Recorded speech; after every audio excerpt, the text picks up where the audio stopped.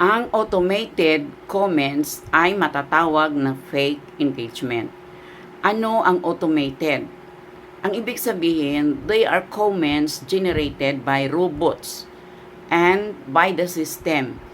Ito ay walang tiyak na pagtukoy sa komento tungkol sa isang content creator. Mga uri nito ng automated comments na matatawag na fake engagement, ito ay iwasan natin. Ang una ay ang tinatawag na generic comments. Ano ang generic comment? Ito ay pangkalahatan. Hindi siya specific o tiyak na engagement.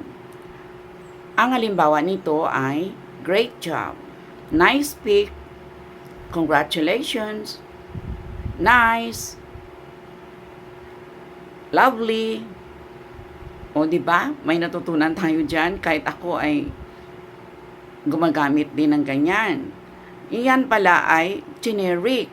So sa halip na sabihin natin na awesome, beautiful, ay maaring tukuyin natin kung ano ang ibig niyang tukuyin sa nice, beautiful, awesome, o ano pa man. Dahil maaring ang kanyang picture post ay ito ay may picture niya.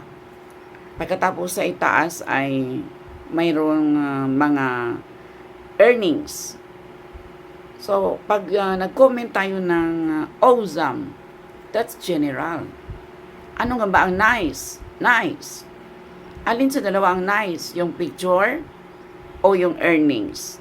So, pwede natin natukuyin na talagang sabihin natin sa ibang pamaraan na tumutukoy ng tiyak, it should be specific. O pwede natin sabihin na your earnings is really increasing.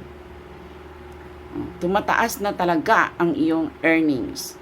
O kung tungkol naman sa nice, beautiful, awesome,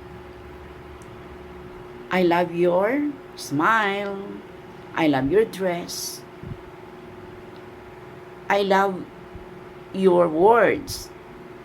O pwede natin sabihin specific. Alin nga ba ang sinasabi mo na nice, beautiful, awesome, or great work, great job?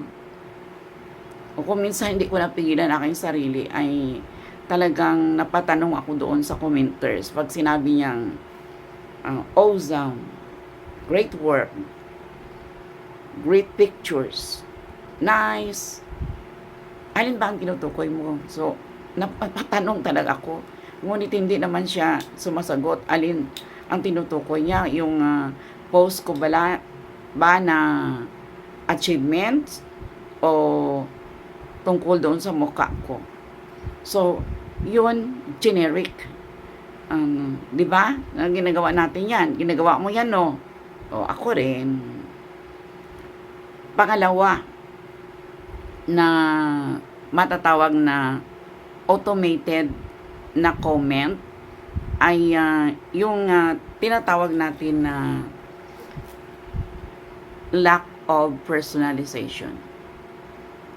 Wala siyang tiyak na pagtukoy sa isang personalidad. Yun na nga. Dapat mayroon talagang eksakto na pagtukoy sa gusto mo na sabihin. Either it's the person or it's the object o ano man ang tinutukoy mo doon sa iyong comment na binigay sa isang content creator. Kaya ito lang muna ang ayon na rin sa aking naging karanasan. Pakibahagi naman. Please like, comment, and share kung mayroon kayong natutunan dahil ang karanasan ko ay maging karanasan mo na rin.